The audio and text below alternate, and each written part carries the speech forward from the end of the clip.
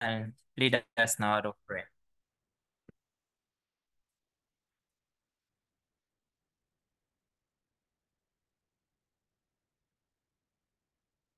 I can unmute and lead us now out of prayer.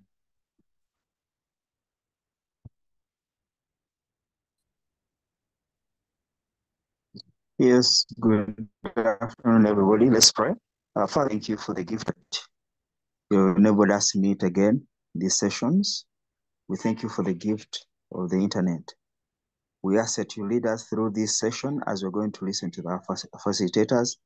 Thank you for the spirit you've given them. We ask that we take of that. We thank you for all the people who are going to participate and all the people who are going to join us later. It's a good time. Give us good thoughts so that we can plan better for this country through the education department. Thank you for everybody. We ask that you also give us the blessings that we need so that we can instill that in the students that we are given to take care of. Be a blessing to us. Let us be a blessing to others. We pray, believing and trusting in the mighty name of Jesus Christ. Amen. Thank you, Isaac, for the word of prayer. Would like to welcome each one of you for this session. Thank you so much for joining the session here to share on how can we deliver a lesson competence, and is our topic discussion today. We welcome teachers that have joined this call, or the head teachers, others also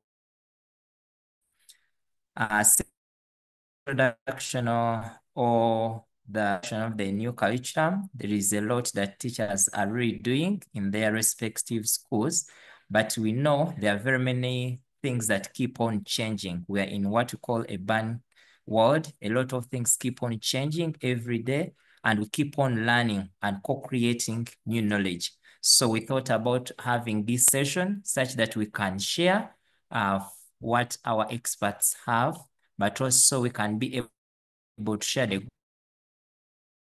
schools.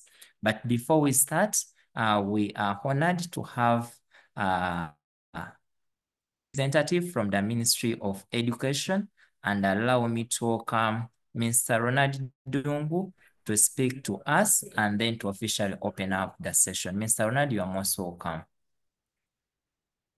Thank you, Mr. Kaziba, and all the members who are present this afternoon. And thank you, Mr. Mulumba, for accepting to hold this presentation for us. Ladies and gentlemen, I'm always delighted to join in to learn what is new, what is expected of us, and how we can move ahead to better the CBC approach that we are all getting into. I'm excited to be here this afternoon so that I can listen in and also listen to the sharing that comes through from the schools. I wish you all a great deliberation, and I would like to declare this workshop open. Thank you. Okay, thank you so much, Mr. Ronald, for the remarks. Our presenter today is none other than Mr. Mulumba Mutema Mathias. Mr. Mathias is a curriculum specialist. Mr. Mathias has trained very many teachers across the country. He has been a pioneer in the new curriculum.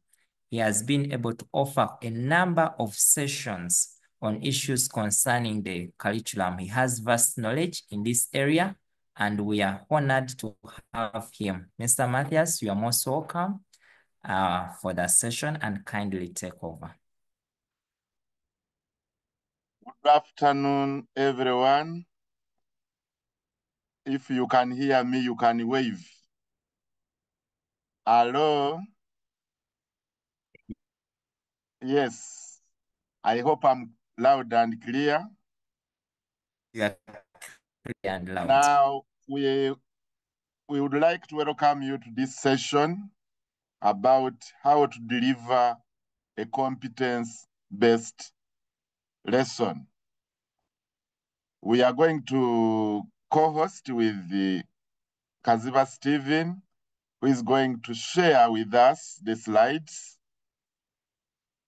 First and foremost, I want to congratulate all the schools for having reached this far with the competence-based learning approach in our education system. We want also to congratulate all the schools for having had the first candidates in the competence-based learning approach. I want to first and foremost inform you that competence-based is a new approach to us who are living at this time. But it has been there in the society, and we want to make sure that the people in our society also come to speed with it. Competence-based, what does it require you as a teacher? As the slide was showing, it is important for you to know that it requires you to be the teacher you separately needed when you were at that age of 12 to 20. So when you look at that teacher had to do a lot for you to be able to learn. And that is what competence-based teaching and learning requires. We are aware that many of you are able to know that today our agenda today is how to prepare to deliver a competence-based lesson so that learners are able to do meaningful and relevant things in real life. I want to show here one article. I hope my video will be able to show it. If it doesn't,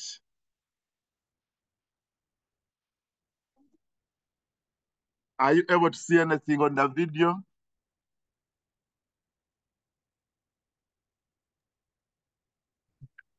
I'm showing something on the video. Yes, Mr. Mathias? Do you see something on Yes, the we video? can be able to, we are seeing it. I'm not Yes, advertising we are able to see it. the company, but I'm showing an object. So it is part of what we are going to learn today. And I would like all of you to remember it. The second agenda is how to deliver a competence-based lesson that allow learners to make their own notes. As you, the teacher, you perform formative assessment in order to make the learners as good as experts. So that is our agenda, and we shall be checking on it as we move. So it informs you that when the teacher does what he does, that is one step. But for the learners, because you are holding many of them in front of you, you are making a giant leap for them. That is what Neil Armstrong told us, that one small step for a man is one giant leap for mankind. So as the teacher, when you are preparing and delivering the competence-based lesson, bear that in mind. I would like you to raise your hand or write in the chat when you hear the statement, what are the 3 aspects you need to know and use and understand in order to prepare a competence-based lesson? Because we have been preparing lessons. So if you can raise your hand and my co-host will pick you up and you share, or you write in the chat the 3 things you need to know, to understand, and to use in order to prepare for a competence-based lesson. I'm waiting for the hands.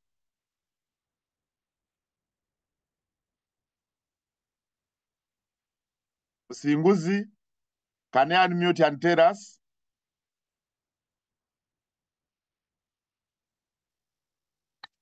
Thank you very much, Mr. Mulumba.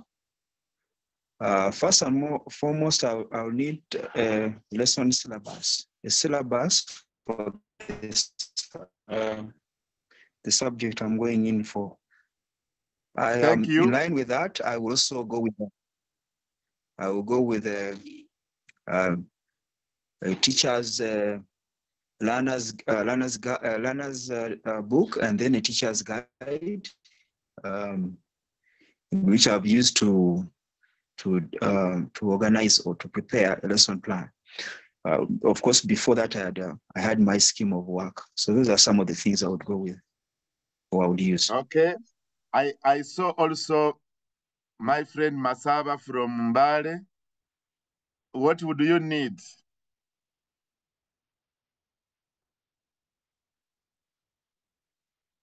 Masaba from Mbale, I saw your hand up. Yes, Mr. Mathias. Actually, it's a big team here. It's not Masaba, unfortunately. Oh, one person from Mbale can share. Hey, we need the scheme of work. Great. Another one from Emmanuel. Emmanuel, I saw your hand up.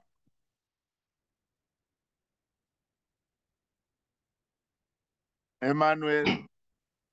Yes, this is Emmanuel from West Nairo in Power City. Of course, after the syllabus, we need also to identify the running outcomes of the running outcomes. Then we also need to know the criteria of the assessment that we need after teaching the lesson. Thank you. Great. I saw somebody from Amugu SS putting up the hand, me up the roof. Amugu SS.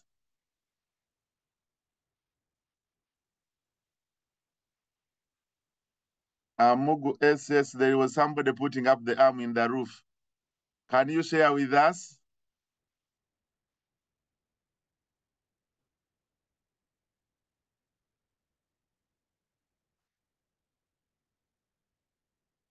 Amugu seems to... Where is Amugu? Can I unmute and tell us? Mr. Mathias, in the chat, some responses are coming in. Share with us.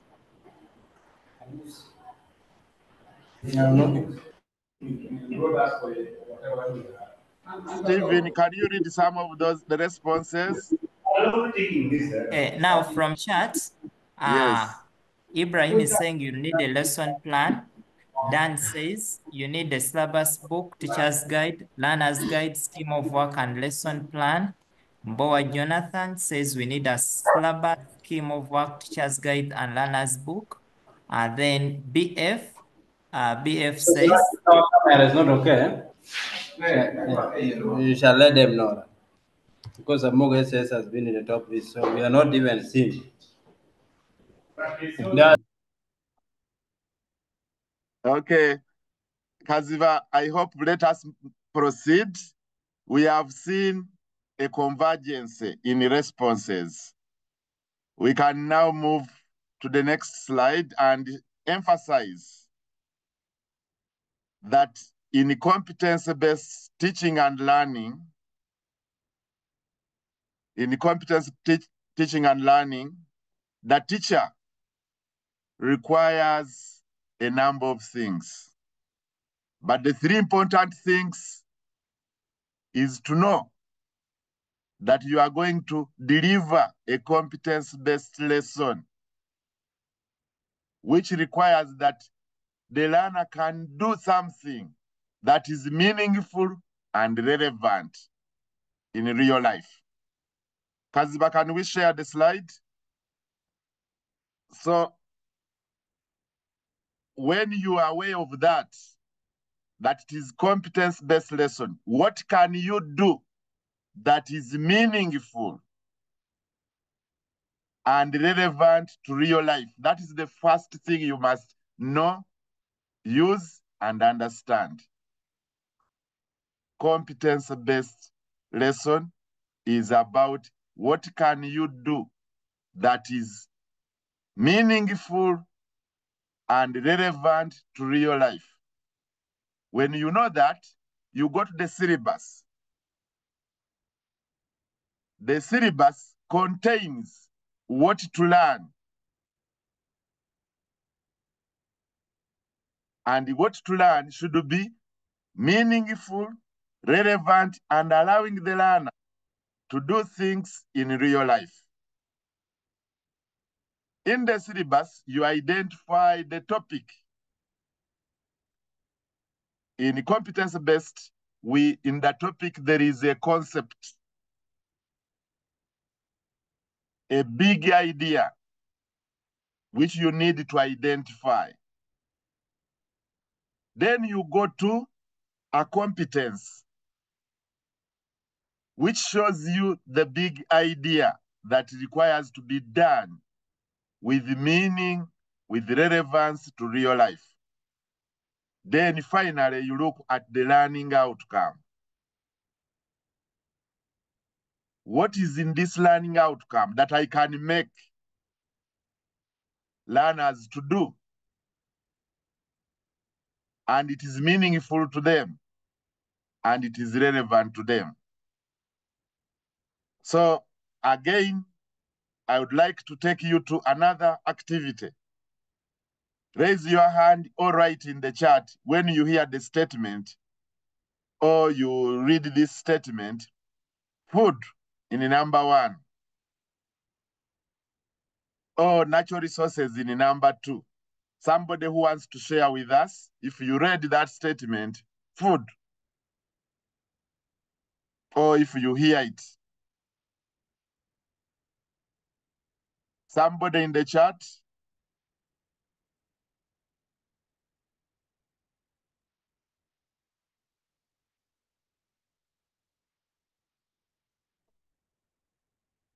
Do we have somebody in the chat? Not yet, not yet. So And members, and in the raising the hand? Not yet. Yes, so members, the question is, when you hear about someone, when someone says food, what comes to your mind? Yes. Somebody has already written in the chat. I see word eating is there. Classes of food comes to my mind. Satisfaction, eating again, digestion. Okay, we What have a do I hand. eat? Okay. Emmanuel? Happiness. Yes, Emmanuel, can you share with us? Yes, although that what you have said is what I wanted to speak. Of course, I always think about eating. Which type of food am I going to eat? That is what comes in mind. Appetite is another word which has come on board. Classes, examples of food, hunger, delicious. And when you hear the word delicious, we have gone into English already. Recipe, we have already gone into energy in physics and biology, recipes in food technology, bodybuilding in physical education, and so on. We shall not delve into the natural resources, which we shall come back to again. We can now move Stephen Kaziba to the next slide. So the word food is a concept. It is a big, big concept. And we have put it in a number of subjects as a topic to be taught. Many of you have said many of the things that I'm sharing on the screen. And it shows you that when you look at that topic, food in English language, food in biology, or food in agriculture, the knowledge is interrelated. Food in English, like one of the person has written, you have to use either the adjectives or the adverbs to describe the food. And you realize that it cannot be taught in isolation as types of food only. You go to the, is it cooked? Is it raw? Then food alone will require values. And I see that somebody will talk about table manners. So food as a concept cannot be taught in isolation. It means the teacher who is going to teach this topic must be diverse in thinking, must open up his mind beyond the statement food. It is similar to natural resources. When you see the picture, on the second picture, there is a woman trying to collect water using a cup and a jerry can. So water as a natural resource can only make meaning if somebody collects it. So human beings are there. The containers. Now you look at the man, is just watching the woman. Has this man escorted the woman to fetch water? Is he giving company, or is he just watching the water? He's on his own looking at different things about water. So there are different types of natural resources. The sun is a natural resource, forests, rocks,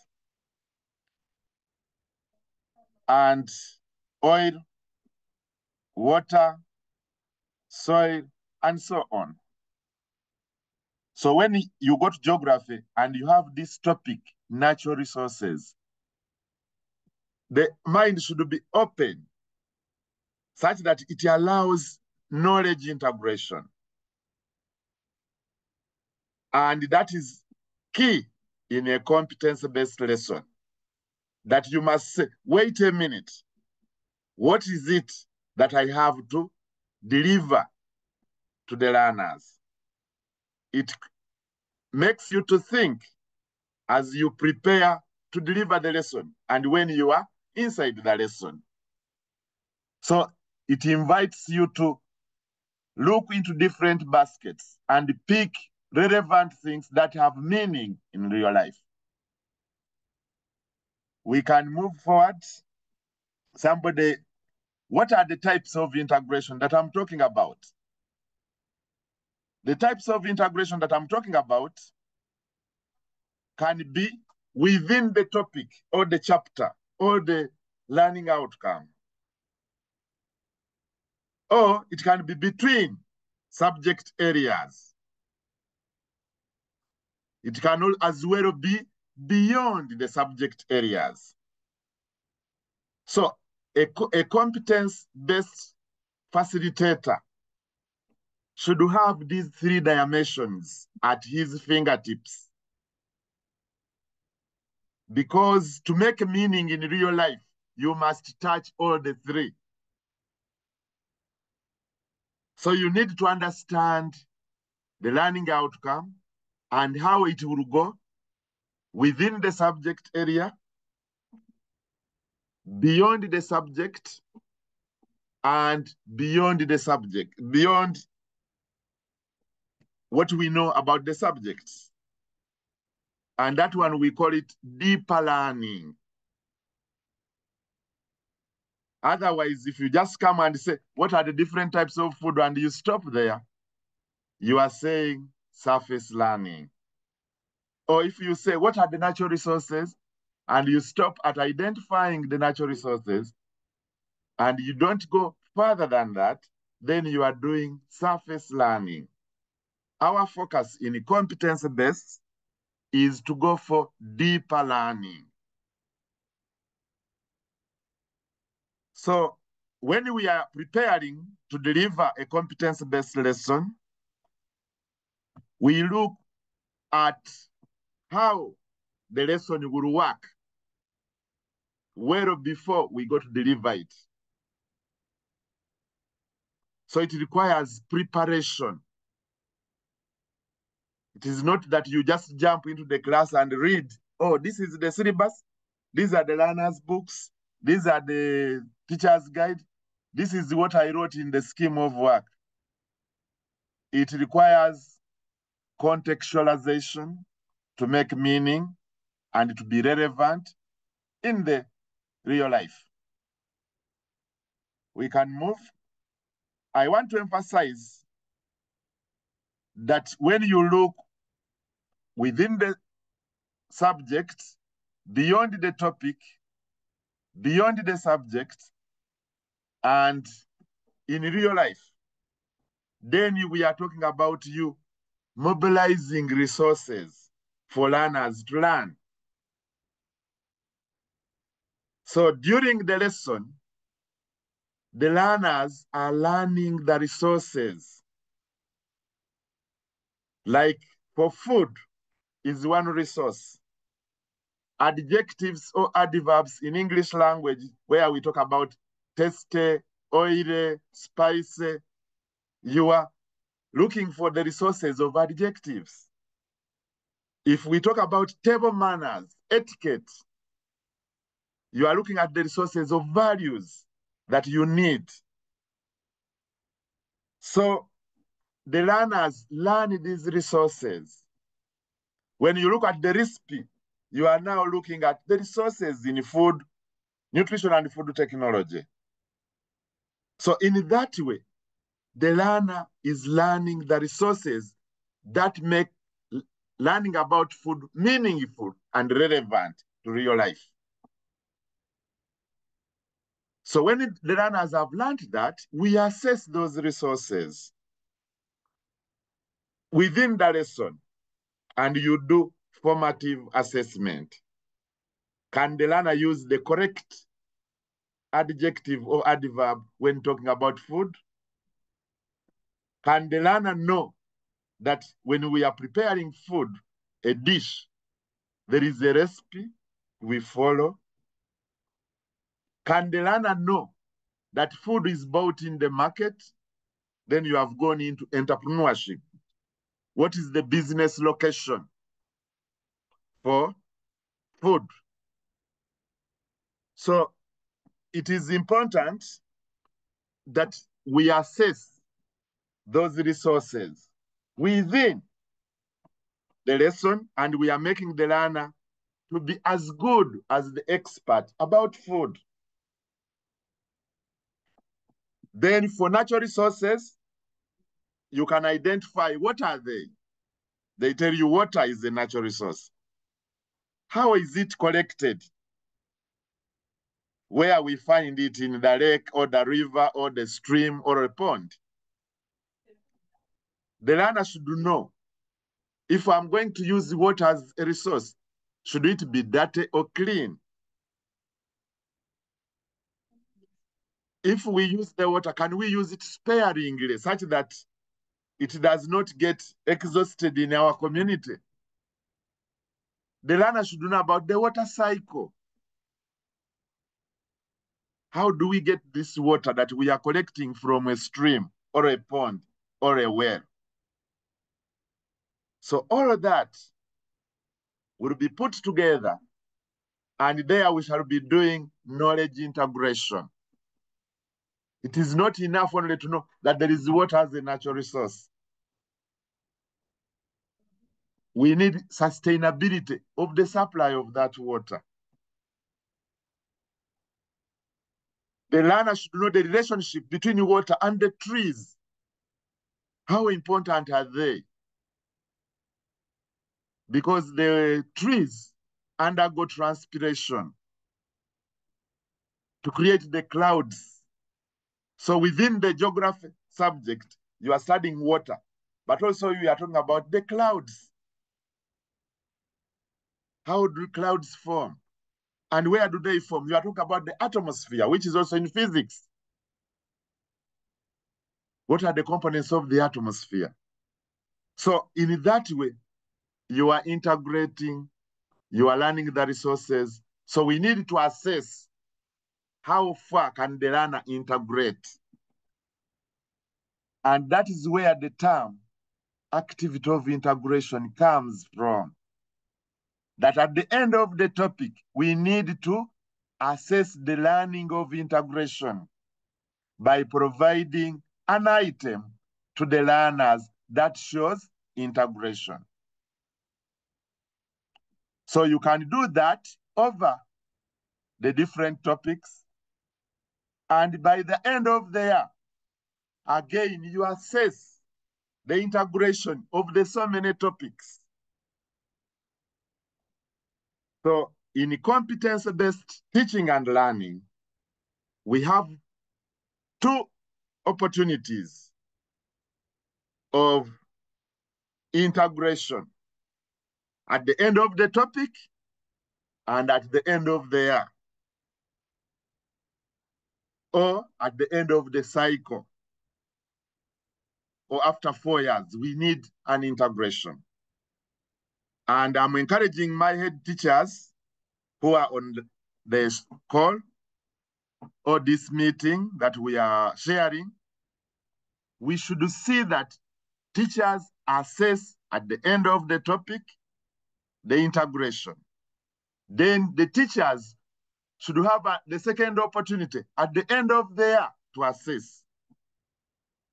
But during the lessons, they should be doing formative assessment, making the learner to be as good as experts in what is being taught. So if we do that, and we are aware of that, then our preparation for the lessons become concrete, become more holistic, and we will look at the wider scope of competence-based learning, where our emphasis is to be able to do something which is meaningful and relevant to real life. Next, I want to say that we prepare the lessons. As many of you told me earlier on, you get your syllabus, open the programmer page, would be one of the things that you do. You identify the term in which you are and select the topic to be taught. Good practice would be that you do it 2 weeks before you will have that lesson, such that you prepare well enough. You carefully read the learning outcomes so that you map out the competence and the concept and how it comes out in real life. What is that idea in the learning outcome and how does it appear in real life? Like when I showed you the bread as food in the beginning, I would ask, what are the shapes on this bread?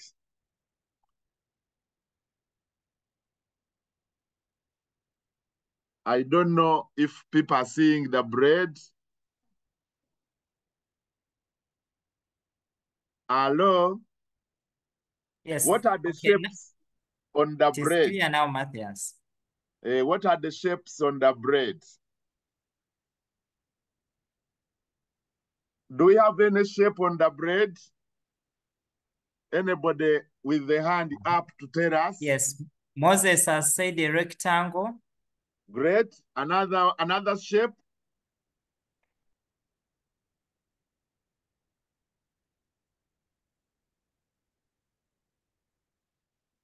Another shape.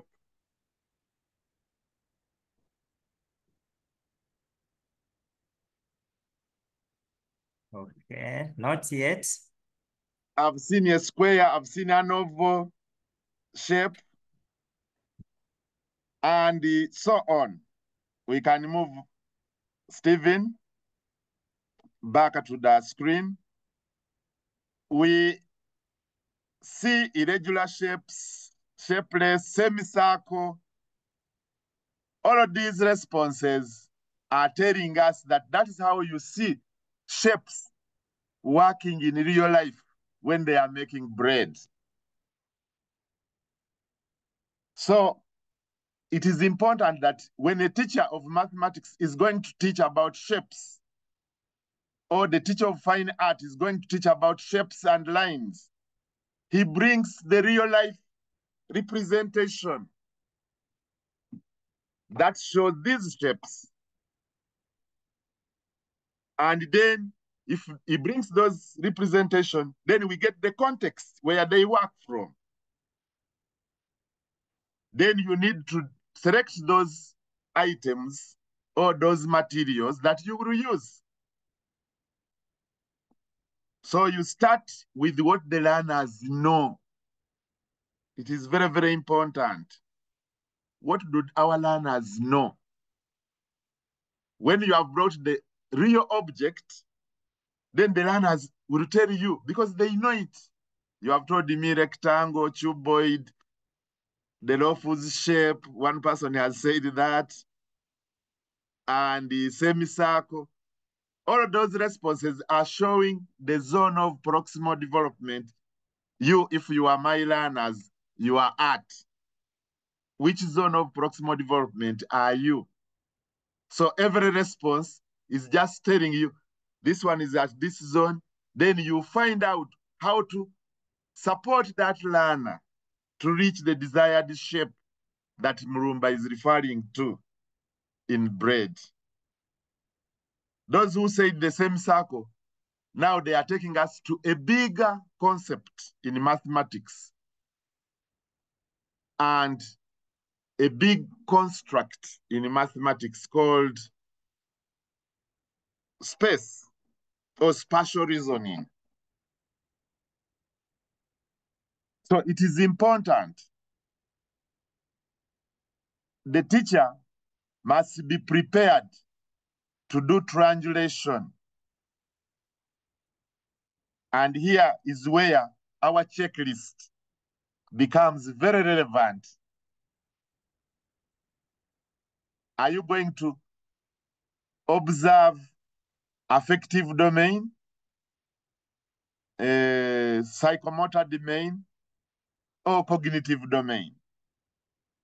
You will pose questions through that will bring about conversation like I'm doing. Once in a while, I pose some questions. I'm doing conversation. And when you respond, then we can take the conversation far to deeper waters. But at the end of it, I would require you to write like some people have written in the chat. And I can now copy the responses in the chat as part of my training today. It is a product, and I can check those responses. So you need a rubric. What shows that the learners have achieved what you came to see? Those who have achieved at the minimal level, and those that have achieved at the excellent level. Differentiate them.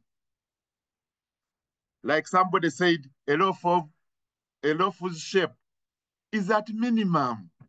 He cannot differentiate the shapes, but he knows there is a shape. So that learner should be rewarded. He knows there is a shape, but he doesn't know the name of the shape. He has made a minimum effort. So should be rewarded a score of 1. I might know that this is the shape, this shows a shape, but I don't know the name of the shape. Then a learner who tells us that is the same circle is at level 3. The excellent learner should be telling us that there is a parabola also on bread. That is excellent learner. So you need that rubric. Where will you place each of these learners? And that assessment rubric gives you direction of how to scaffold these learners such that every learner reaches the desired expertise. So as we teach and deliver the lesson, we are doing all these things, but you must have prepared yourself for them. We can go ahead, Kaziba. The next slide. So it is important for us to take this preparation as part of the delivery of a competence-based lesson. So as many of you may think about, I've talked about the zone of proximal development already. When we are looking at the zone of proximal development, there are things the learners can do on their own without any help. And that is what they know. Then there is, when you probe, you are giving support for them to know more. And when you probe further using the questions of the 6 Ws, you can put them to go beyond what is already known. In that way, learning in a competence-based lesson depends on conversation using the Socratic questioning approach or the 6 Ws. You pose a question on what, why, where, how, when, which, and when they provide one answer, you pose another question from the answer they have provided. In that way, you are taking the learners to deeper learning. We can move next that our learners need to know a number of things. This teacher has prepared and has come to class with Irish potatoes as shown in number 1, 2, and 3. So how many are the Irish potatoes? How much is each Irish potato? So if you have heap 3, somebody should tell us what is the cost in your area for those Irish potatoes in picture 3.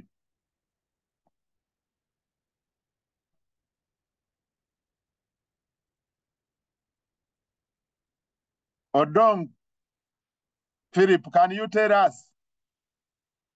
Open your mic and tell us. Philip, I can see in the chart there is 1,000, 1,000. Then somebody will say, I start by considering the quality of Irish potatoes. Another one is saying 2,000. Another one is telling us 2,000 in Lamu. So you can realize these are Irish potatoes. And now it ranges between 1,000 and 3,000. In some places, they are selling them 3,000, 2,000, 2,600. That's what I'm seeing on the chart. But the one who said, I check on the quality, now takes us to a deeper learning about Irish potatoes. And when I was sharing, something came across my mind. Should we sell Irish potatoes by counting how many are they. If it is 1,000 and there are 5 of them, it means each one is 200. If there are 3,000 and there are 5 of them, each one is 600. But if you examine the quality of these Irish potatoes, then you go to another dimension. Why don't we measure the weight of the Irish potatoes? And we buy the Irish potatoes in kilograms. That would be a better value, because if they are already very light, I would pay less. If they are bad quality may introduce more water or less water. If they are dried and they have less water inside, the weight will be low. So I should pay less. So in some places, like in Chisoro, Irish potatoes are sold in kilograms. Tomatoes, eggplants, everything is sold in kilograms. And in Nakasero, when you visit Nakasero market inside the enclosure, not outside, the Irish potatoes are sold in kilograms and they are of good quality in Nakasero market. Those are the two places I've seen in Uganda where they sell items in kilograms throughout, implying that the teachers who taught these people made them apply the concept of kilograms in real life. And they are using it to make money. So it is important. But when I bring Irish potatoes, I'm in a number of subjects. One subject is economics, agriculture, biology, and so food and nutrition. All of those are subjects. They are interrelated. The concepts they are going to deliver from Irish potatoes are important for the learner to know. So there is knowledge integration. If you talk about the price of each of these tomatoes, you are talking about the costs. So, and the cost, as one person put it, can depend on the quality, on the quantity, on the location, and so on. So the learner should know all those, but they are taught in economics, in entrepreneurship, then in food and nutrition. In agriculture, somebody will say, Irish potatoes is either stem tuber or a root tuber. The biologist would say it is a stem tuber. But stopping at saying it is a stem tuber cannot help us. Why should I know that it is a stem tuber? What do stem tubers do in real life is the issue. So what is meaningful when I know that it is a stem tuber? What is relevant in my day-to-day life when I know that it is a stem tuber? That is what the learners need to know, such that we move away from surface learning to deeper learning. So during the conversation stage in a competence-based lesson, the teachers should dig deep in the concept, bring it to real life beyond the statement in the book. So in that way, our learners will gain deep understanding of the concept. We can move if the learners are going to use Irish potatoes to make chips. What other things would be required? I want responses from you. What other things would be required to offer Irish potato chips below. I can see in the chat many responses coming up.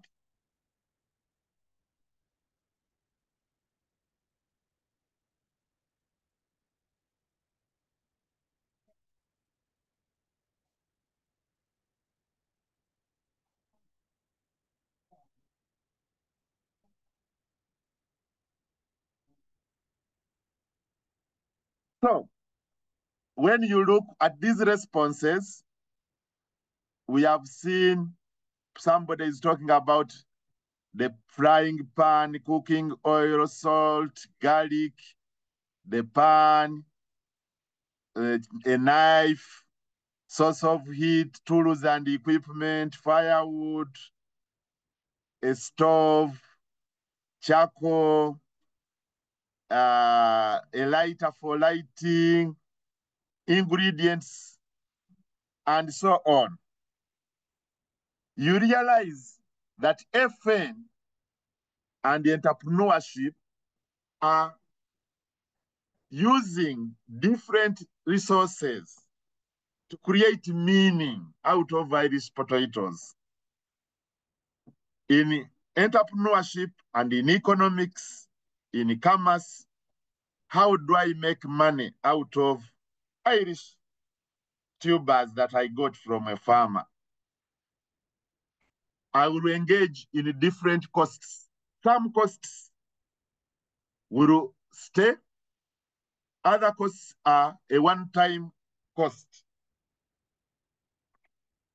And other costs depend on the volume of Irish potato chips that I'm going to make. So if the learners are introduced to this concept this way, I would expect the teacher to have planned that I will take my learners to somebody selling chips to tell them how the process occurs, what are the things they will need if they are to prepare Irish potato chips, and then we can categorize these things they need into fixed costs and variable costs. Then how to determine profit. If I've sold chips, I've sliced one tuber, what is the cost? If I've sliced 5 of them, how much should I sell? When I paid 2,000 for the 5 cheap Irish potato tubers, I've made chips out of them. How can I make profit and take care of the other costs, labor, water, cooking oil, and so forth? It is important our learners are exposed to all those things, but from a concrete experience. So a teacher should plan an interview and a visit to somebody making the chips. When he plans that and delivers it, the learners will gain more knowledge about costs, about chips, about tubers from the farm. We can move and learn more about things. This one takes us to having a simple song. We play the song.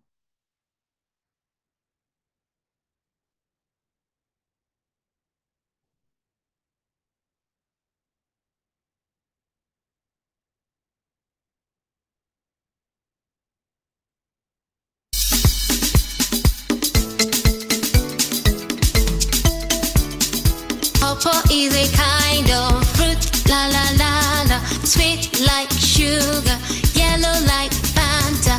Everybody likes pawpaw, pawpaw.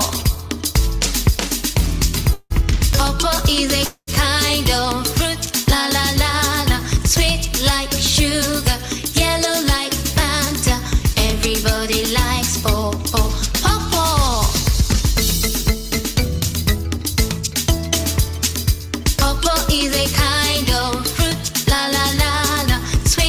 like sugar, yellow like Fanta. Everybody likes pawpaw. Pawpaw.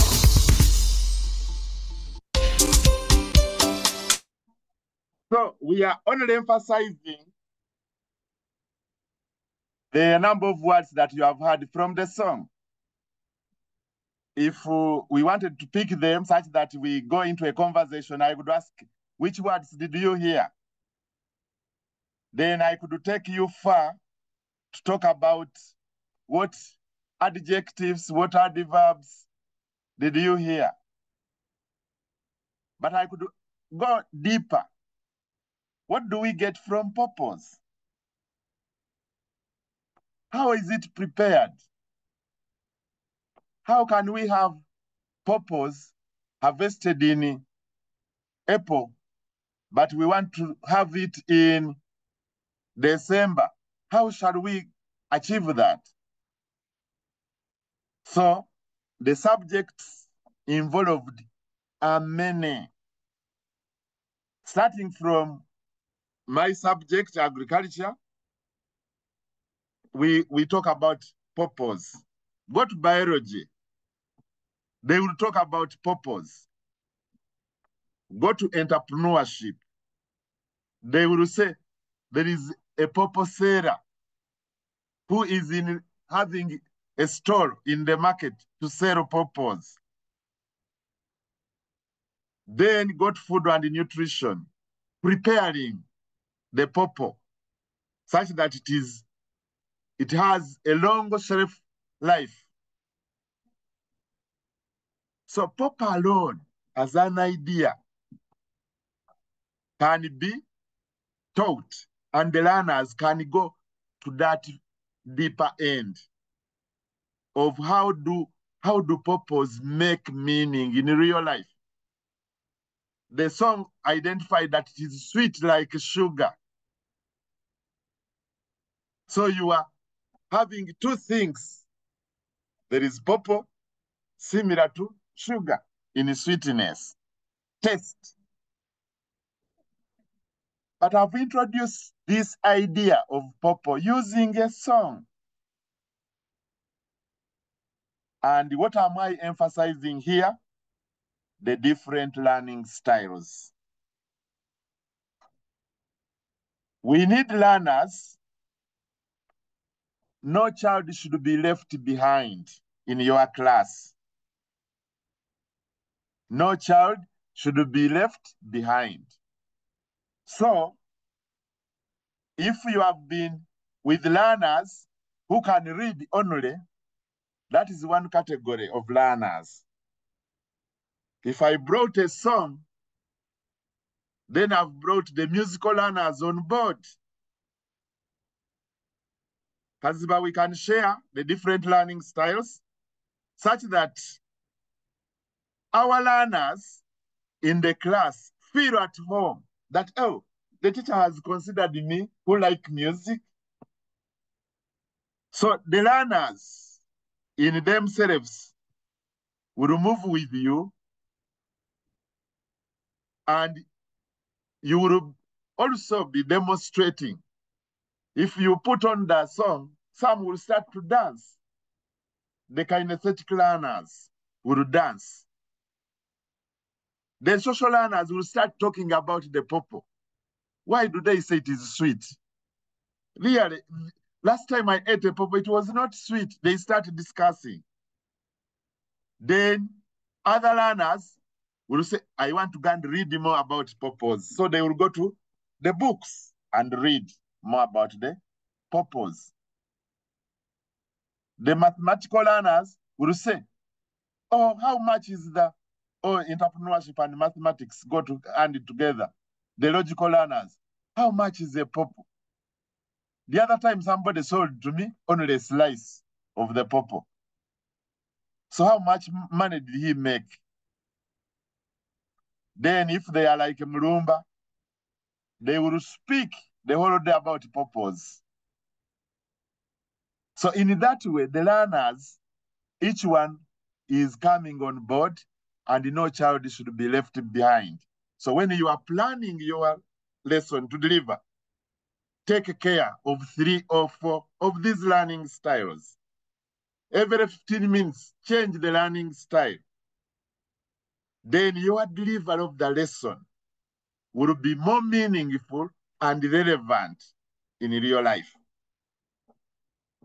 What can they do in real life with the purpose is key. So in a competence-based lesson, we are looking at all that. So as earlier on mentioned, we start with the syllabus, is the Bible of teaching and learning, because that is where you find what to learn. Then you unpack. It was unpacked in a program planner, which is also in the syllabus. Then you go to the details of the topic, which is unpacked in terms of learning outcomes.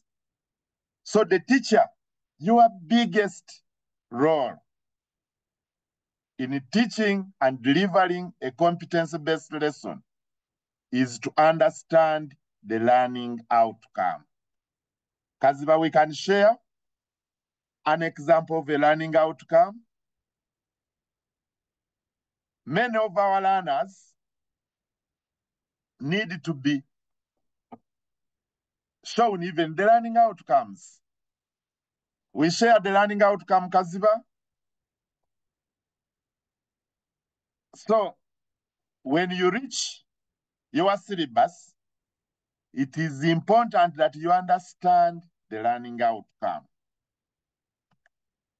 Like from the beginning, I was showing the iris potatoes. Now we have talked about the purple.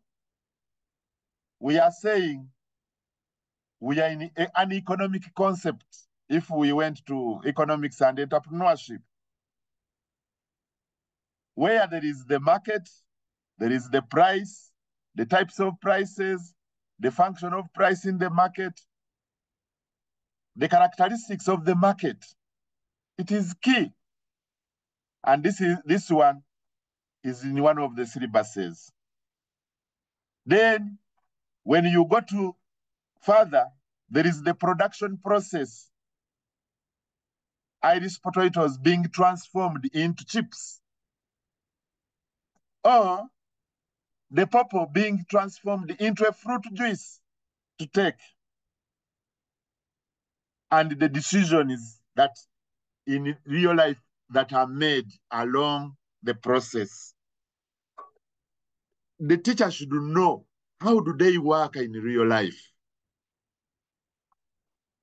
Such that the learners, by the end of that day, if I brought the Irish potatoes and the children are handling them, we have gone for an interview with somebody making Irish chips, or the one who is processing juice. They ask the different questions: what prices or what costs do you go through? What is the price? How will you now calculate your selling price? And how do you make a profit? If there is no buyer, what happens? And so on. The children will be able to ask those questions. How do you manage the production process? And they are having it hands-on. But if you start in a different way, then you are not in a competence-based teaching and learning. We can move forward such that now look at the application of the ideas in real life. And once again, I've brought the bread back. When we talk about the bread, you realize it is an application of an idea from a subject. There is fermentation in bread, which is taught in biology, rising of the dove. There are chemical reactions, which is a chemistry principle. But there are shapes, which is a mathematical principle. Bread is sold in kilograms, which is another principle. But when you relate the bread, all the other pictures that you see, you find that we are in the mathematics in real life. You talk about this musical instrument. There is that part that plays the tune of this fiddle instrument. It has a shape. You come to the sweet banana here. It is demonstrating a shape. You go to the badminton racket here with the ball they use there. But when yesterday I was walking along Kampala Road at Boulevard, and I saw this picture demonstrated there. And the shadow in physics of the physical objects here is on the ground, on the tiles. It is there in real life. In our school compound, some people have made the same structures where they use a chain between the two posts, and the chain sags, makes a bell curve. That is a mathematical concept. But we don't want this bell curve to touch the tiles on the bottom. So what do we do? If we are using metals, there is expansion and contraction that will be taking place. If they expand, will this chain touch the floor or it won't? What makes it possible that it doesn't? Then, once in a while, we get the rainbow in our communities. Can the learners know that the shape of the rainbow is a mathematical concept? Then when you go to Didi's world and you enjoy the games in the play area, do you see many mathematical and physics concepts there? That is the application of the ideas in real life. Can we show the children that what you are studying in this idea, this is how it works in real life? And then the children will become more eager, more motivated to learn about these ideas. If you just bring them blunt, without meaning, then it will be something you are forcing them through their throat. That is not what we want. We want them to be motivated to learn. If you ask, are these things in our communities? They are there.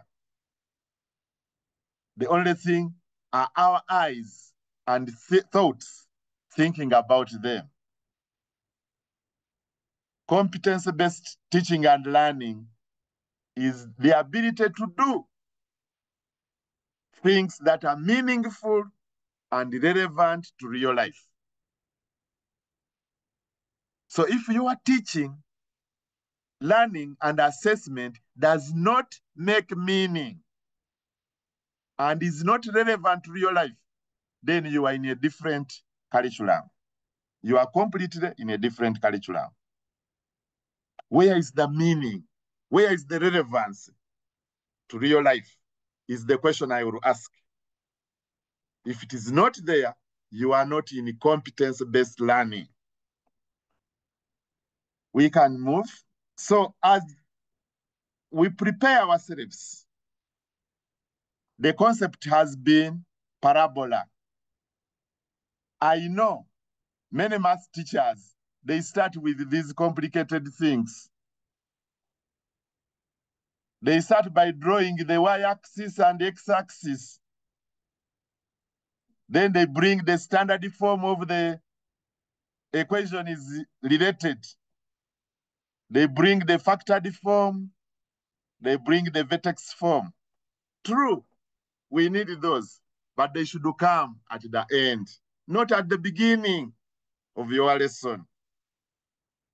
The learners can go to the books and read these ones, but they should have hands-on, real-life experience of the concept of parabola. And this concept is everywhere in my life. Look at the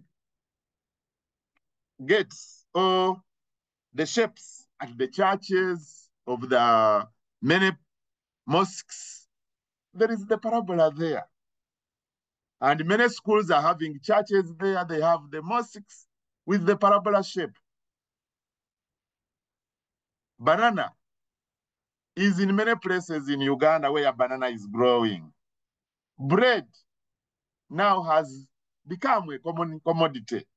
During our time, we had only Tip-Top as the only bread industry. Now, many people are making bread. So in many communities, bread is there. You can buy it and you don't open it in the classroom, you are just showing. But if you want the learners to have a feel of even biting the bread, you can organize. I know the head teachers will say they are the only people collecting money at school. But here, we are teaching responsibility as well. I can ask learners that in 2 weeks' time, we need to bring objects here to enjoy. If a piece of bread is 5,000 and I have 50 learners, each child will pay 100. But if there are 12 slices for the learners to eat, I can say 12 students will buy a loaf of bread with 12 slices. So if it is 5,000, each one will pay 500 and they get the bread. 12 of them, they pay 500 each. So 12 slices for one piece of bread. And if I have 120 in the class, I have 10 loaves of bread. The children have bought it, each of their slice at 500, each person's contribution. We do the parabola with them. Afterwards, I tell them, open your loaf of bread and eat. The lesson becomes enjoyable, meaningful. They know where the idea will work when they leave school, and we are done.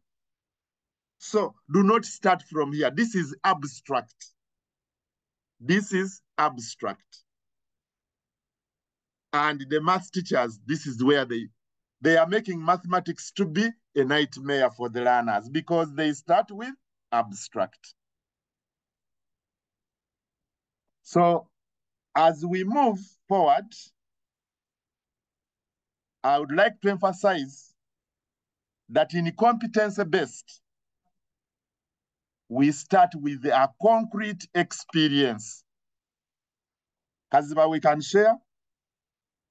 And then we sequence our lesson that way. So if you are an inspector, be in the lesson from the beginning up to the end and see this sequence. You start with a concrete experience. Then you go to the representation, which can be a drawing on the blackboard, a drawing on the chart. It can be a video being shown like the one of the song, Po, which was being sung. Then you come to the abstract, the symbols and the letters in the book or when you write them. That should be the sequence. So reading the textbook, the learner's book, that one should come at the end of the teaching and learning process of an idea. So if the lesson is divided into these three, the sequence becomes more concrete, more realistic to the learner. So do not skip like many math teachers, many history teachers, many geography teachers, many agriculture teachers. They jump the concrete and representation. They go to, oh, here are the notes, copy from the blackboard. That is abstract teaching. You leave many children behind. Yet, in competence-based teaching and learning, no child should be left behind. No child should be left behind. Every learner should be brought on board by starting from the known, from what is meaningful, from what is relevant to real life. So, dear teachers, dear inspectors, dear head teachers, dear everybody on board, dear parents, let's emphasize teaching and learning, which is concrete. So, if I went to history, we can share the learning outcome. Stephen, Kaziba, share the learning outcome for history. What were the pre-colonial production and survival system made up of in our societies?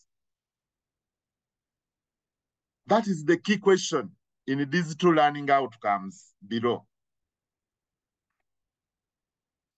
Learning outcome D says, analyze the role of African traditional religion in pre-colonial societies as a means of preserving societal knowledge and value. Then examine the role of pre-colonial production in ensuring the survival of pre-colonial African societies and how this knowledge can be applied to the current, to address the current society challenges. The issue there, what was the pre-colonial production? How did it ensure survival? Period. One teacher would say, let me teach only the first learning outcome about religion. Religion was about production. It was about survival. And in learning outcome 2 is the one which combines even one. Because in the traditional religion, you have, they are called the grandfathers or the judges and so on. People could go there to pray, but they would also take their gifts. They could seek guidance, seek preservation of life from the representatives of the traditional religion. And some people could go to the representative to seek that their harvest becomes big in a coming season. So it was a production system. Even currently today, our pastors, our religious leaders, they are doing the same in a different form. So there is a relationship between what was happening in the pre-colonial societies and what we are seeing today. So the history teacher can start from a concrete experience.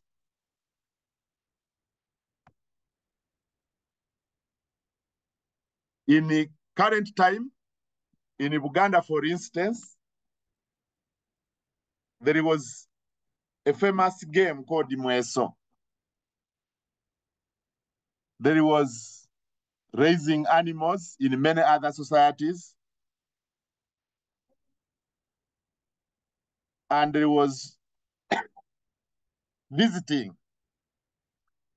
our traditional healers or traditional religious representatives.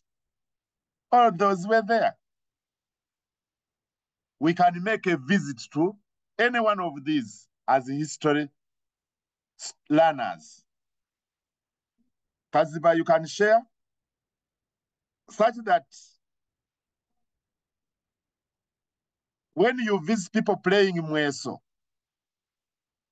That was a survival system. The men, after work in the evening, could go and enjoy that game. Currently, it has become a famous game. Cattle rearing was one of the activities people engaged in, or crop production, animal production. The children were mentored and coached in how to look after the animals. Our pastoralists are still doing the same. Then, visiting the traditional religious representative was common. He used to have very many younger men around him, or they have a number of people around them. In Uganda, they are called the Bakongos. They are there. But is engaged in using the traditional herbs to heal people such that they are very productive in their day-to-day life. Are these people still existing in our life? How can we use them to address the societal challenges today? Are these activities there?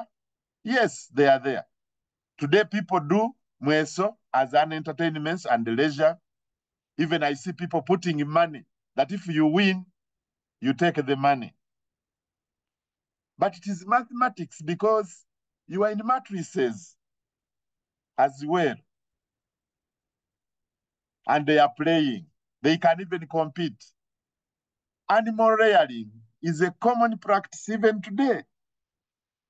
The traditional religious representatives are alive and kicking even today in our societies.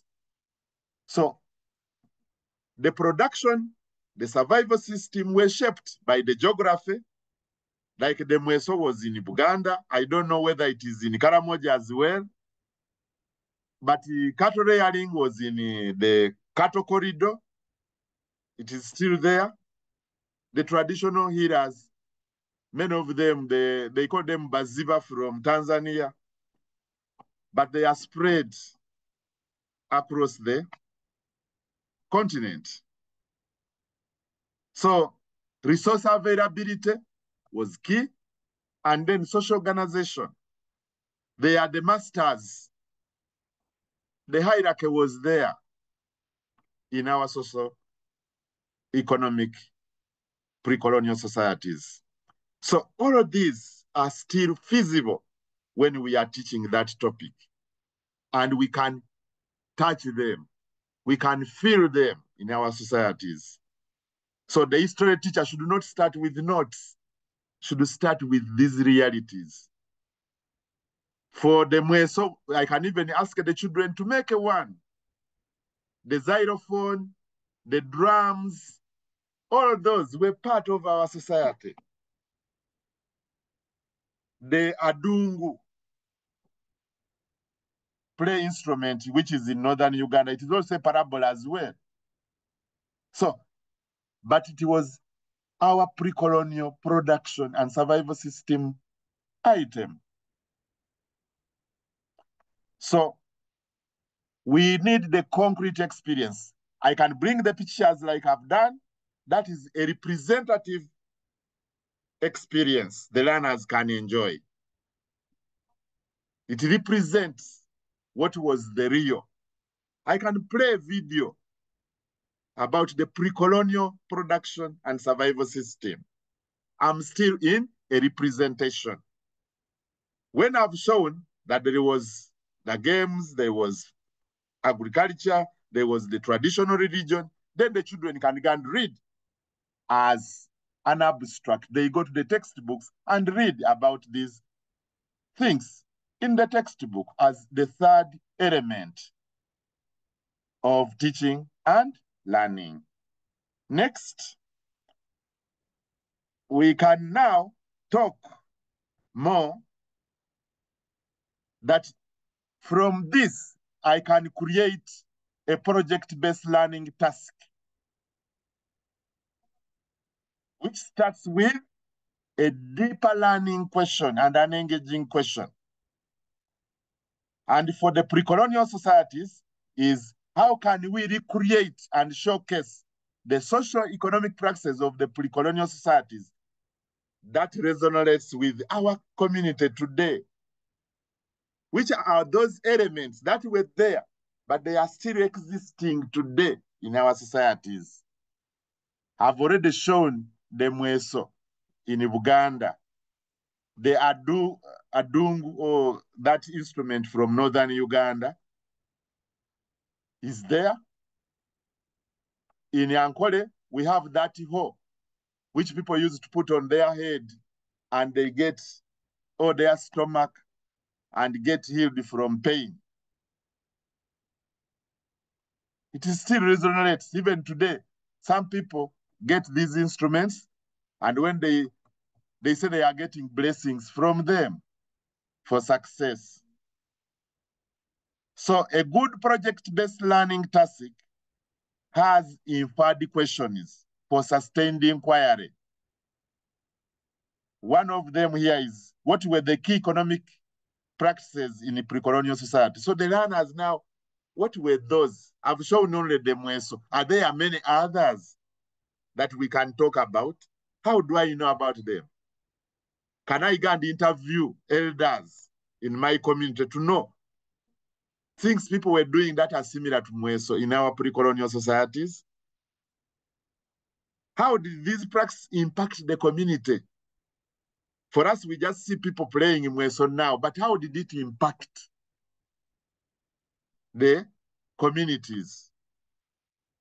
What are the similarities and differences between the modern life, the modern games? Like now we have draft, we have darts.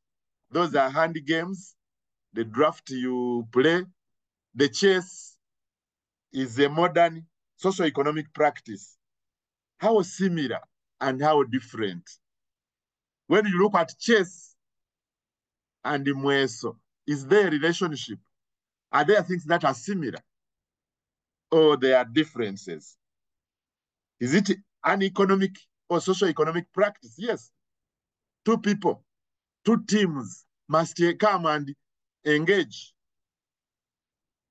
Likewise, during the pre-colonial times, two villages could have their competitors in the mweso game. And then people would be declared winners. Like today, we declare the chess players as winners. So what are the pre-colonial socio-economic practices that are still visible in our community, and why? Why is mweso still existing? There is another game in Busoga also, which is a parabola game. You make a string and there is a boa, something like that. And then you dig a hole. Then when you play it, it plays music, but it is a parabola. So all that, it is fading away because land has become scarce where we used to play it. All of it has been covered with sugar canes. So that is one aspect. Why did it disappear? You bring, but it was a very interesting game. You play. There is where we're throwing the broken pieces of pots into a hole. It was a pre-colonial practice.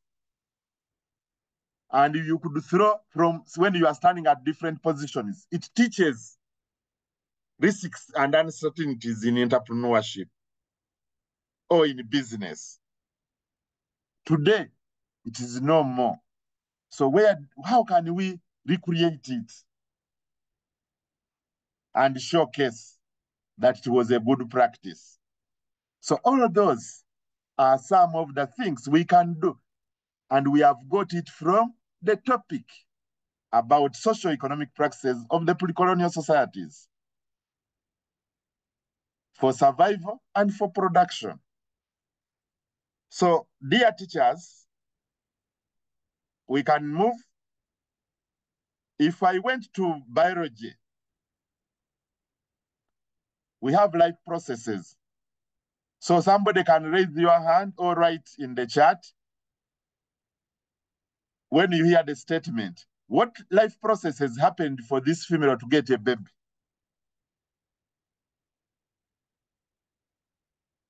So I'm waiting for answers in the chat.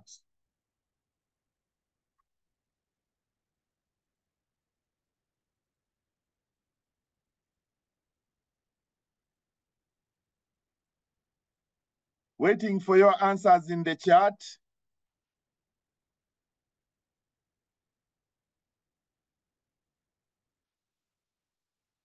We have a hand, Mr. Mathias. Hey, somebody can tell us. Oh, someone has dropped. The person who had the hand up, okay? Yasin.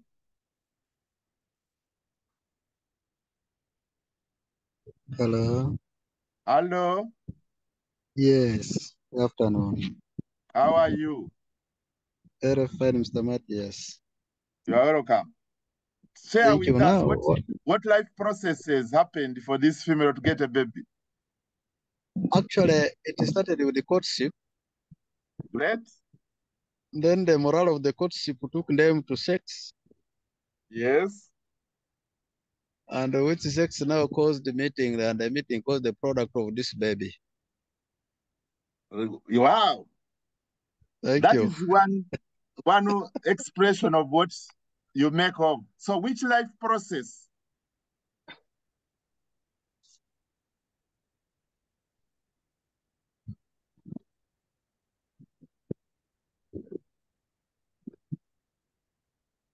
I'm waiting for the responses. I saw Innocent there. Could you tell us one? I've seen Ismail Senyonjo. Could you tell us what life process?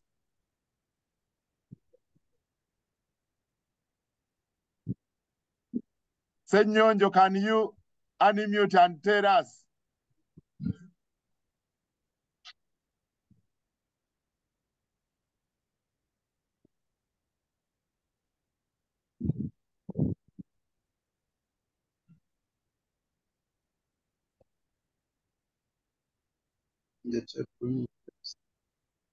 Yes? Hello? Which life process? One of them is making friends. Another one is getting together as a family. Then they make love.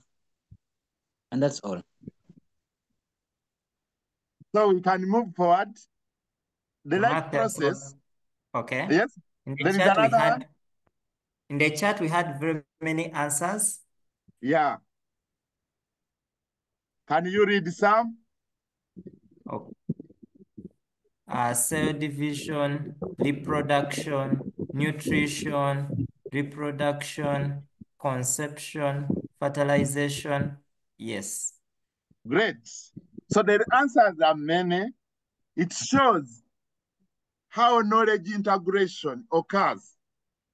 So the biology teacher should get a real human being with a baby for 10 minutes, comes and greets the class and tell the children that I have a baby, a bouncing baby, and then can go away and leave us into learning. And I'm introducing the topic of reproduction, how it works in real life. But already you have presented many of the answers that I wanted. Courtship, leading to marriage, forming a family is here. People will be very happy. There is a marriage ceremony. And the next thing we expect, co-creation. Then we go into the reproductive system. The organ is starting to work, cell division coming on board, and so on. So the concrete experience should be there. Then the representation experience can be there. I've taken these pictures, a couple, then showing the human reproductive system. We can go on and on. When the children have seen these 3 experiences or the 2 experiences, then we can go to the textbook as the 3rd experience of learning the concept of reproduction as a life process in biology. So dear teachers, start with a concrete experience. Then the next stage, teach the representational experience. Then finally, allow your learners to go into the abstract experience, which is found in the textbook or the digital resources online. We can move. So if we want to prepare a lesson which is deeply engaging, we need to do many things. I'm not going to ask you more questions because time has run out. We can move to the next slide. And I emphasize, this question we are not answering. Let us just continue. That the learning, teaching, and assessment in competence-based is deeply rooted in Bruner's intellectual development stages. Bruner is one of the theory experts that competence-based follows. In one word, it is called the constructivism approach. So learning through actions on physical objects is key. And that brings colloquial experiential learning in play. Then using models and pictures is another part or stage in learning in competence-based. Then the symbolic or letters and words. There you are thinking in abstract form. I know many of you only think about the abstract form. Now we are telling you, let us start from concrete experience. Let us contextualize our learning. Let us permit knowledge integration to occur. We should not teach in silos. You teach an isolated idea and you leave it there. It should show how it makes meaning and relevance in your life. So Bruner, Jerome Bruner, in his book on the culture of education and constructivism, he does a lot, that education cannot be reduced to mere information processing, sorting of knowledge into categories. It is objective, very objective and important that learners construct their own meaning. Learners should construct their own meaning. And that is what the new curriculums that we have introduced are demanding you to do. Can you permit the learners to construct their own knowledge? And for you, your duty is to provide that learning space, that learning environment where meaning construction is possible. You start from what they know, because for you, you are an expert in the subject, so you know how it works in real life. But if you tell me you don't know, that then will be a different story. We know that these 3 stages lead to more effective learning. So, dear teachers, our lessons should start with something that captures our attention. And if I brought a female with a baby in front of a biology class, the thoughts in the children's mind will be so many. The different dimensions of what this icon will be presenting to the class will be deep, more than what is written in the book. So how does the lesson delivery start? Will be our next task. There must be an interest approach. Like when I was starting this session, I started with the bread. And some people said, hey, why is Mulumba bringing bread? I have not eaten it for 2 days. So I'm trying to interest you in what I'm going to do. Mulumba is going to talk only about bread? No. I'm just capturing your attention, drawing you from whatever you are doing to my focus. Next, Kaziba, then when you have captured the learner's attention, you create interest in them. Share the next slide. Some people say, oh, what is it? Why is Mulumba showing bread? What is it? And other people said, I like the bread. Others said, I want the bread. Then others are saying, after this session, I will get the bread and eat it. That is IDA model of teaching and learning. That the kickstart of the lesson should be very, very interesting to capture the attention of the learners. Don't come with sticks in front of the children that you are coming to teach. That lesson is dead. Don't start by abusing them. That lesson is dead. Be inviting to the learners. Invite them into your lesson with very interesting things for them to pay attention to you, to capture their thinking. But what is interesting should be related to the idea you want to teach, should be part of the idea that you want to teach. Next, I would like to emphasize that if I'm in agriculture, I will come with those seeds. And as a facilitator, I will distribute the seeds to the learners. I've got them from a bag. And then I will ask which seeds are used for planting from those you see in your palm or in my palm. The learners will now look, what do you consider to select seeds for planting? They will tell me because the seeds are there. What should you do when you have a batch similar to this? If you are planning to plant, the children will answer all those questions. And I'm already answering the learning outcome. The seeds are there. The questions I pose are there. So that is how I deliver my lesson. When I've done that, then I can go to the picture. Kaziba, we share the picture.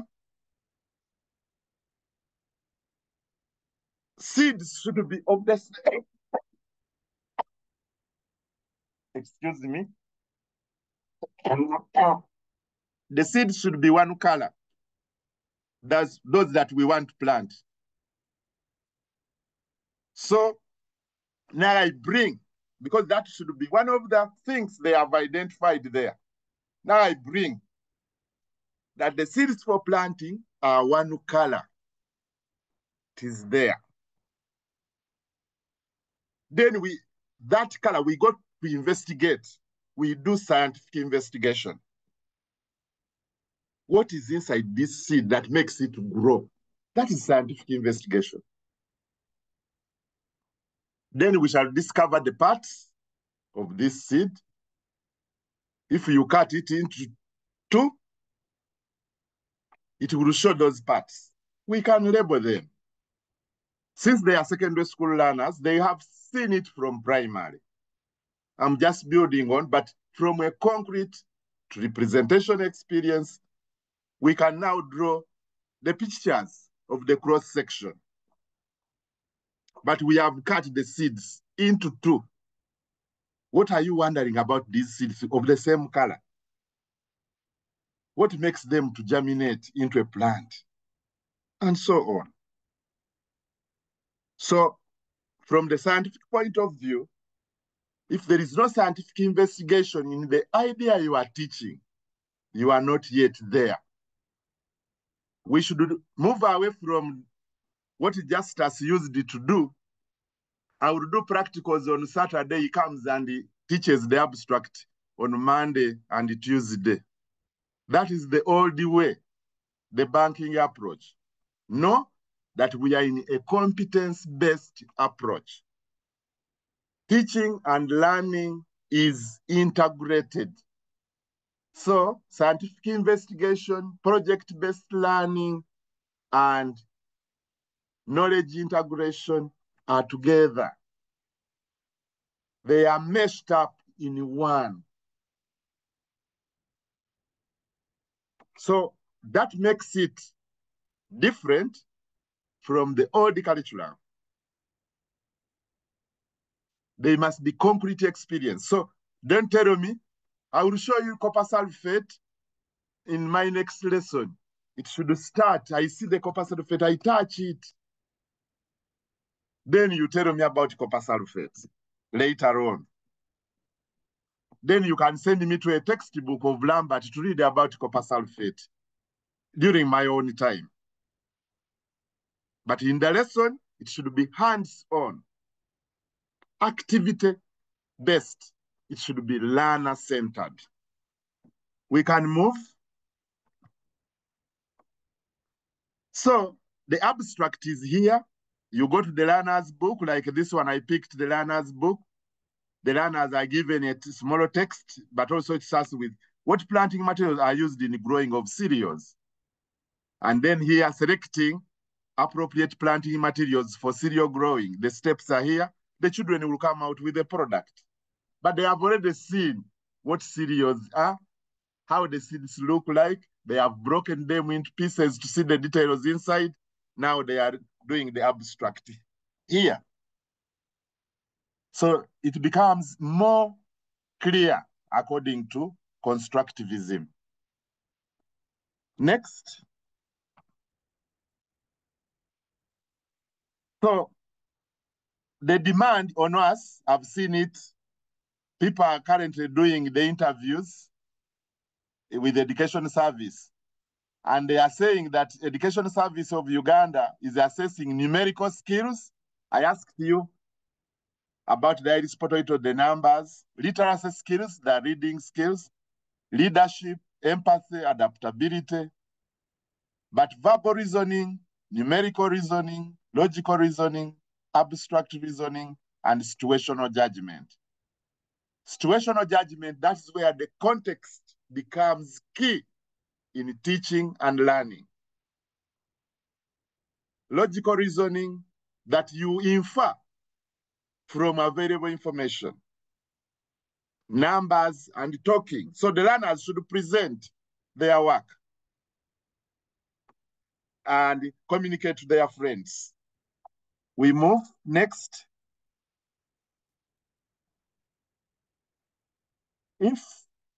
Next slide. This one we are not answering, but who is this person? Somebody can tell us quickly.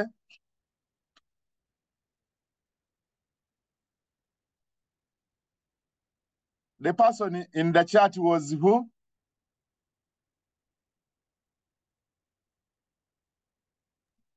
Yasin, you can unmute. Yes, thank you. This seems to be Nelson Mandela. Great. So people could write statements about this person in the chat, but we can continue now. The next slide. When I ask such a question, I'm doing mind mapping as a method of taking notes. What ideas come to your mind? You are throwing them there when you see the picture of Nelson Mandela. Next, we can move.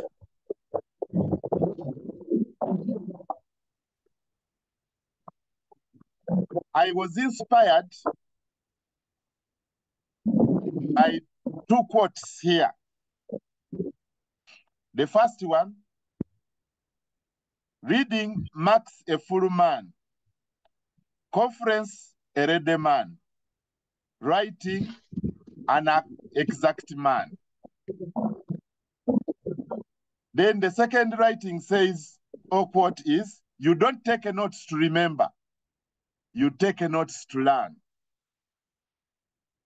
So many of you have been emphasizing children to take a note such that they can remember them. And we are moving our way. Our main emphasis is that the children should write what they understand to facilitate learning.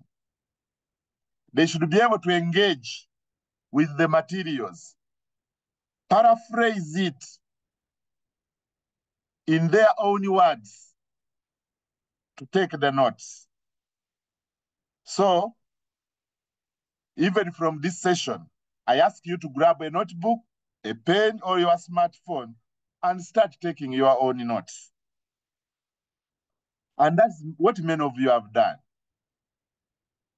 Because I've said very many important things that are part and parcel of competence-based teaching and learning. We move to the next slide. I would have done another activity. It is called the four corner strategy. You read a statement, and then the children choose a position of their opinion. Either they strongly agree with it, or they strongly disagree. And then you ask them when they are in that corner, why do they say so? And by doing that, they are learning. So you need 4 statements in one of your lessons, and the children do that. When they do that, they make their own notes according to the brainstorming and discussion they have held in their own words. Your duty is to pick the key ideas, put them into statements that you want the children to discuss about and provide their own opinion. Then we are promoting learners' choice and voice in learning. We are becoming learner-centered.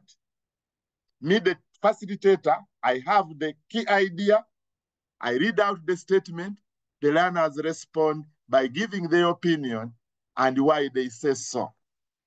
Next. So this is how some people have been making notes in their own style.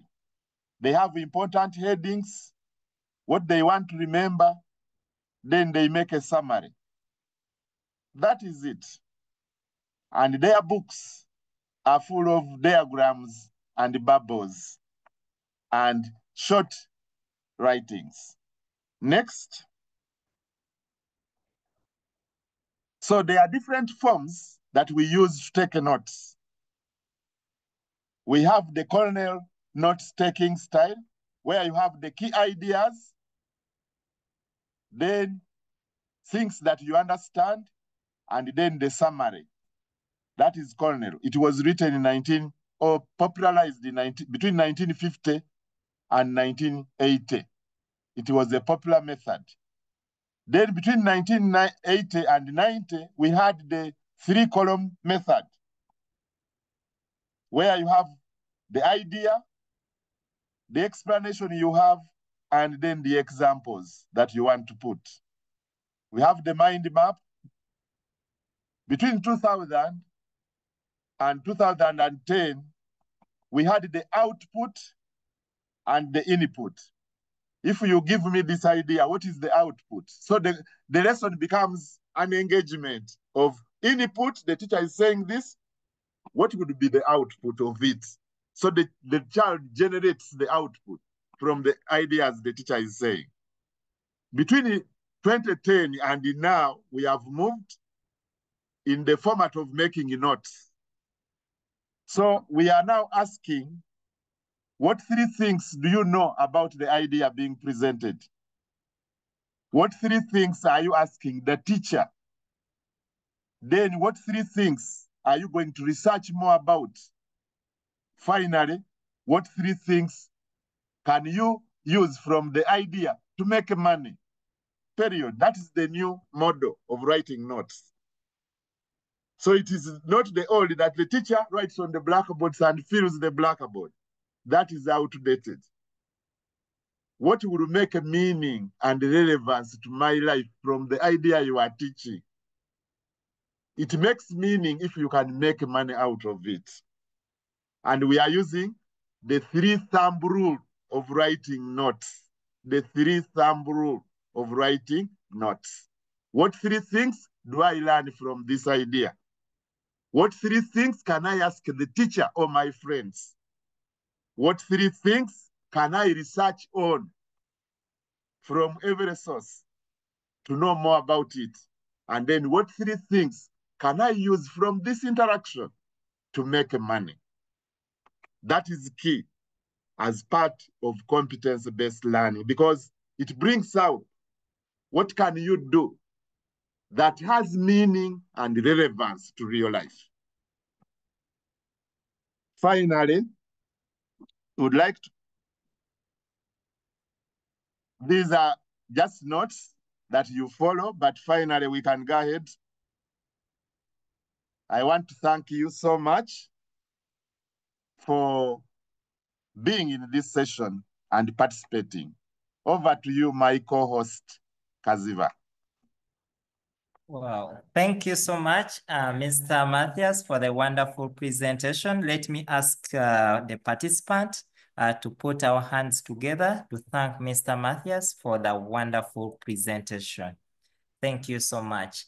You can use the reactions in case you can, and then you can clap for Mr. Mathias.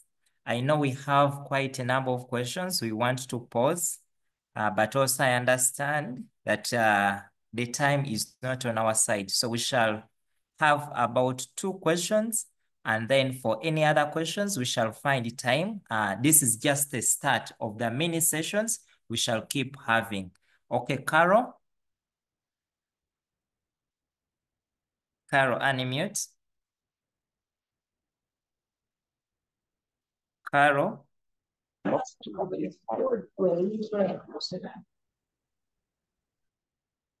Yes, Carol, go on.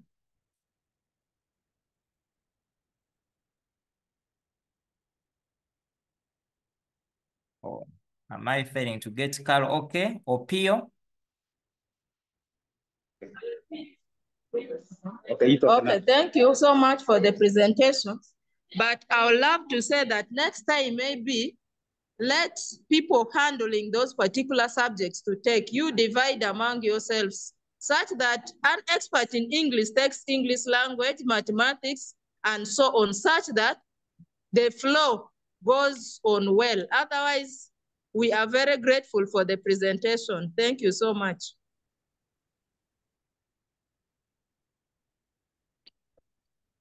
Okay, thank you so much. Okay, point well noted. I'll respond. Yes, Jacob? Jacob, unmute. Oh, Opio? Oh, thank you. I wanted to know more about how to set an activity of integration. Okay, now, Mr. Pio, we shall have other sessions, and we are going to divide our sessions into ways. Going to divide our sessions, these CPDs, into different sessions. So we shall have a session that will talk about how we can generate an activity of integration. Our today, how we can deliver a lesson. The next sessions we shall have, when you look at that form that we have shared, we have asked you to put the areas that you may want us to support you in. So we shall have a tailored activity of integration. Thank you.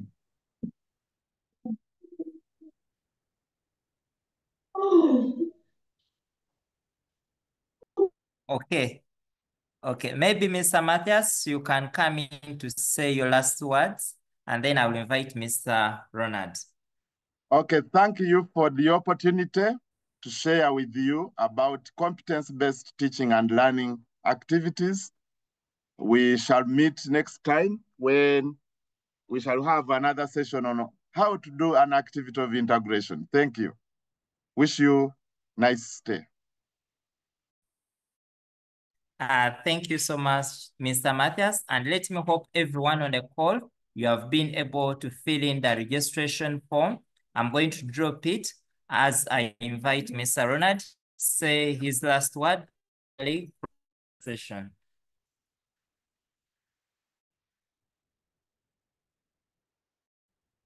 Mr. Ronald, are you on?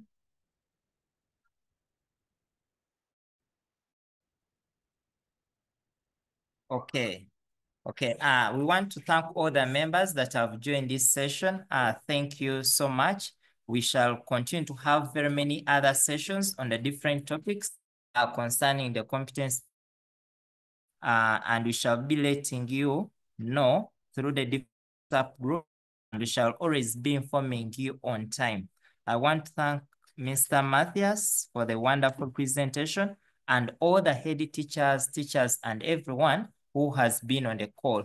We shall be sharing the presentation and the recording before today ends, such that you can keep on taking notes, keep learning, and in case of any questions about how you can deliver a lesson, feel free, feel free to let us know, such that we can support you for the benefit of our children and for the benefit of our country. I want to thank you so much, and I want to wish you a good day. Have a good day, everyone.